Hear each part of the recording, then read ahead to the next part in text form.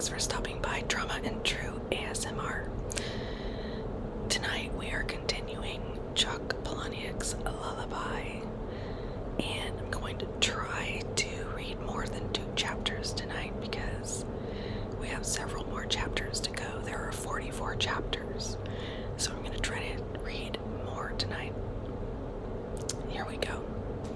Chapter 11. These noiseaholics, these quietophobics, there's the stomp and stomp and stomp of a drum coming through the ceiling, through the walls. You hear the laughter and applause of dead people. Even in the bathroom, even taking a shower, you can hear talk radio over the hiss of the shower head, the splash of water in the tub, and blasting against the plastic curtain. It's not that you want everybody dead, but it would be nice to unleash the culling spell on the world, just to enjoy the fear. After people outlawed loud sounds, any sounds that could harbor a spell, any music or noise that might mask a deadly poem, after that the world would be silent, dangerous, and frightened but silent. The tile beats a tiny rhythm under my fingertips. The bathroom vibrates with shouts coming through the floor. Either a prehistoric flying dinosaur awakened by a nuclear test is about to destroy the people downstairs, or their television's too loud. In a world where vows are worthless, where making a pledge means nothing, where promises are made to be broken, it would be nice to see words come back into power. In a world where the culling song was common knowledge, there would be sound blackouts, like during wartime wardens would patrol, but instead of hunting for light, they'd listen for noise and tell people to shut up. The way governments look for air and water pollution, these same governments would pinpoint anything above a whisper, then make an arrest. There would be helicopters, special muffled helicopters, of course, to search for noise the way they search for marijuana now. People would tiptoe around in rubber-soled shoes. Informers would listen at every keyhole. It would be a dangerous, frightened world, but at least you could sleep with your windows open. It would be a world where each word was worth 1,000 pictures. It's hard to say if that world would be any worse than this, but the pounding music, the roar of television, the squawk of radio, maybe without Big Brother filling us, people would think. The upside is maybe our minds would become our own.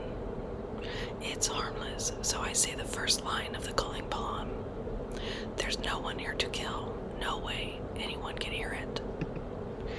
And Helen Hoover Boyle is right. I haven't forgotten it. The first word generates the second. The first line generates the next. My voice booms as big as an opera. The words thunder with the deep rolling sound of a bowling alley. The thunder echoes across the tile and linoleum. In my big opera voice, the culling song doesn't sound silly the way it did in Duncan's office. It sounds heavy and rich. It's the sound of doom. It's the doom of my upstairs neighbor. It's my end to his life, and I've said the whole poem. Even wet, the hairs bristling on the back of my neck, my breathing's stopped, and nothing. From upstairs, the stomp of music. From every direction, there's radio and television talk. Tiny gunshots, laughter, bombs, sirens. A dog barks. This is what passes for prime time. I turn off the water. I shake my hair. I pull back the shower curtain and reach for a towel, and then I see it. The vent. The air shaft, it connects every apartment. The vent, it's always open. It carries steam from the bathrooms, cooking smells from kitchens. It carries every sound. Dripping on the bathroom floor, I just stare at the vent. It could be I've just killed the whole building. Chapter 12. Nash is at the bar on 3rd eating onion dip with his fingers. He sticks 2 shiny fingers into his mouth, sucking so hard his cheeks cave in. He pulls the fingers out and pinches some more onion dip out of a plastic tub. I ask if that's breakfast. "You got a question," he says. "You need to show me the money first." And he puts the fingers in his mouth. On the other side of Nash, down the bar, is some young guy with sideburns, wearing a good pinstripe suit. Next to him is a gal, standing on the bar rail so she can kiss him. He tosses the cherry from his cocktail into his mouth. They kiss. Then she's chewing. The radio behind the bar is still announcing the school lunch menus. Nash keeps turning his head to watch them. This is what passes for love. I put a $10 bill on the bar. His fingers still in his mouth, his eyes look down at it, then his eyebrows come up. I asked, "Did anybody die in my building last night?" It's the apartments at 17th and Loomis Place. The Loomis Place apartments, 8 stories, a kind of kidney-colored brick. Maybe somebody on the 5th floor, near the back, a young guy. This morning there's a weird stain on my ceiling. The sideburns guy, his cell phone starts ringing, and Nash pulls his fingers out, his lips dragged out around them in a tight pucker. Nash looks at his fingernails close up, cross-eyed. The dead guy was into drugs, I tell him. A lot of people in the building are into drugs. I ask if there were any other dead people in there. By any chance, did a whole bunch of people die in the Loomis Place apartments last night? And the sideburn guy grabs the gal by the hand full of hair and pulls her away from his mouth.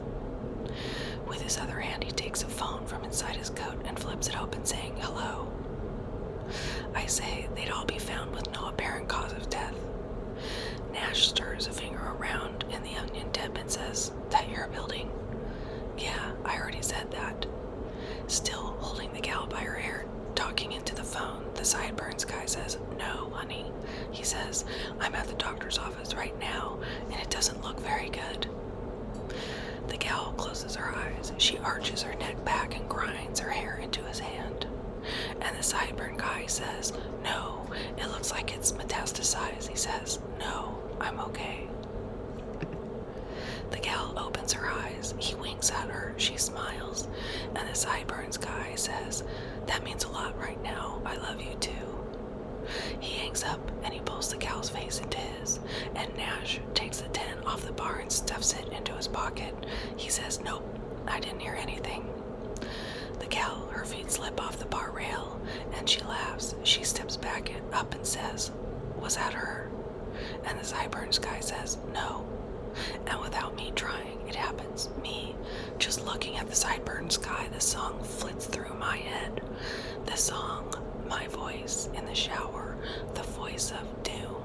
It echoes inside of me as fast as a reflex, as fast as a sneeze. It happens.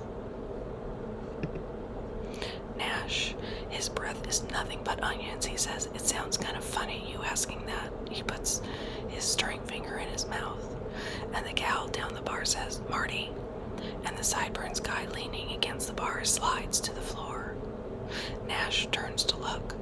The gal's kneeling next to the guy on the floor, her hands spread open just above, but not quite touching his pinstriped lapels, and she says, "Marty."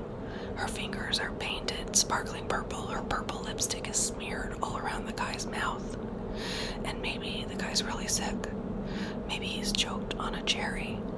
Maybe I didn't just make another kill. The gal looks up at Nash and me, her face glossy with tears. Does any of you know CPR?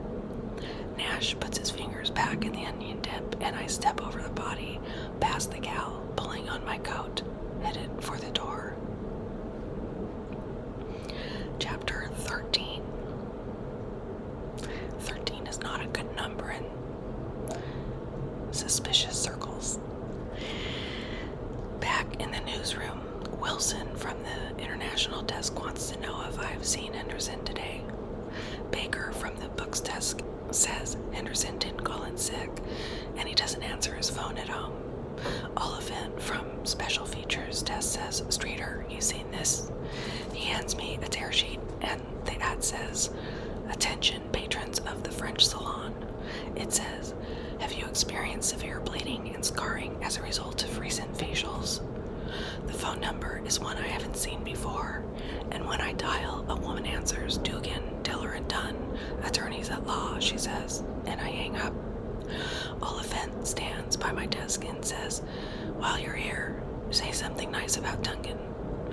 They're putting together a feature, he says, a tribute to Duncan, a nice portrait and summary of his career, and they need people to think up good quotes. Somebody in art is using the photo from Duncan's employee badge to paint the portrait. Only smiling, Oliphant says, smiling and more like a human being. Before that, walking from the bar on 3rd back to work, I counted my steps. To keep my mind busy, I counted 276 steps until a guy wearing a black leather trench coat shoves past me at a street corner saying, wake up, asshole.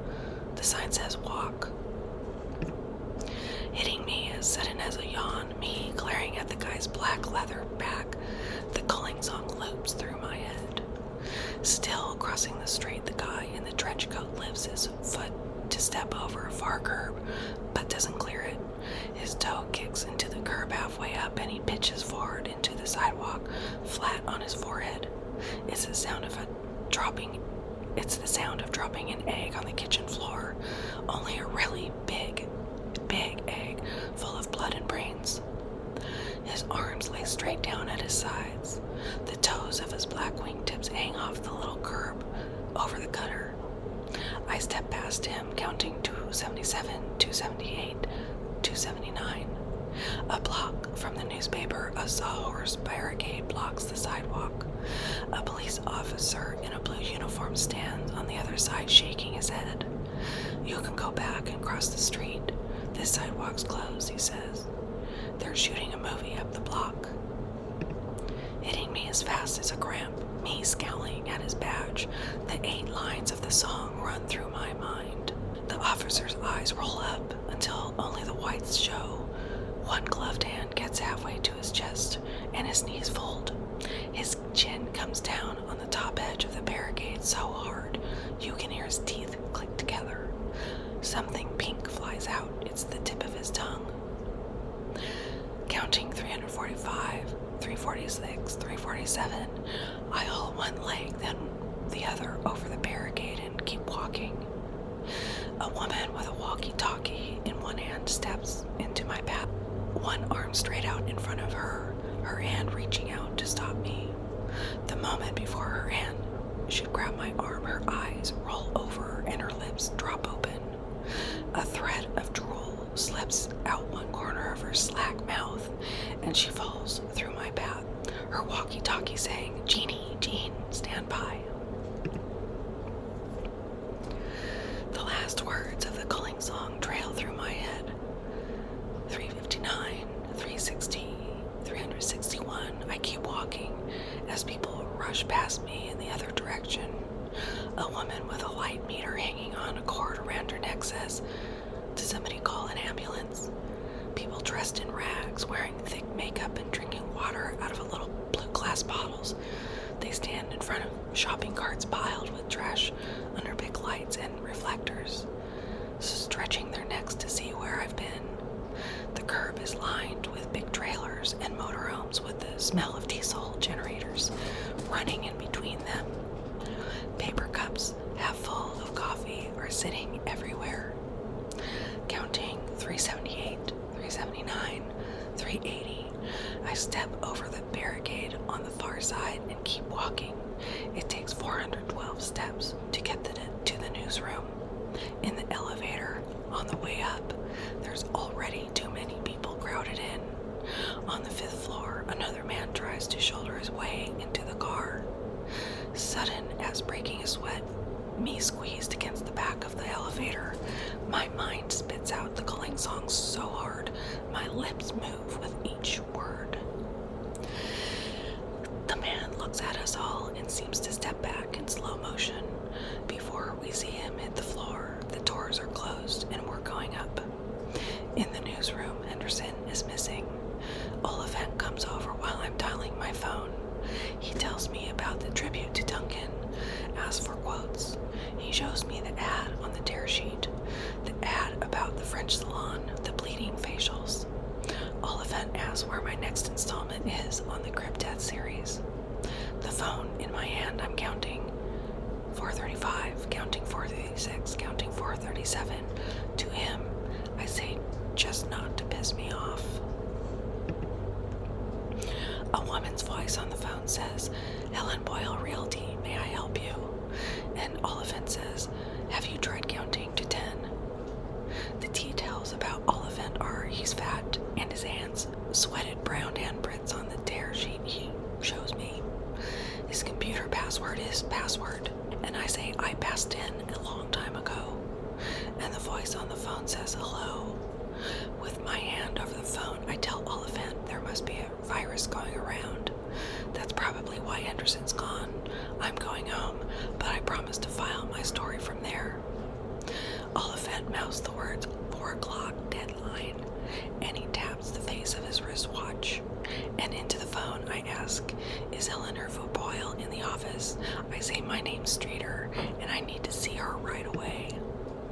I'm counting 489, 490, 491. The voice says, will she know what this is regarding? Yeah, I say, but she'll pretend she doesn't. I say she needs to stop me before I kill again. And Oliphant backs away a couple steps before he breaks eye contact and turns towards special features. I'm counting 542, 543. On my way to the real estate office, I ask the cab to wait in front of my apartment building while I run upstairs. The brown stain on my ceiling is bigger.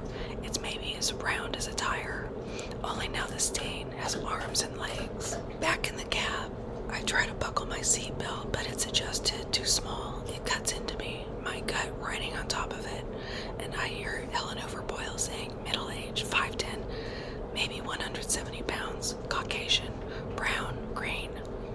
I see her under her bubble of pink hair winking at me.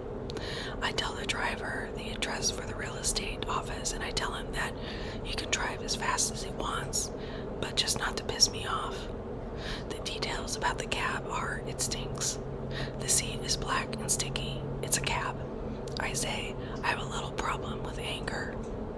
The driver looks at me in his rearview mirror and says, you should maybe get some anger management classes. And I'm counting 578, 579, counting 580.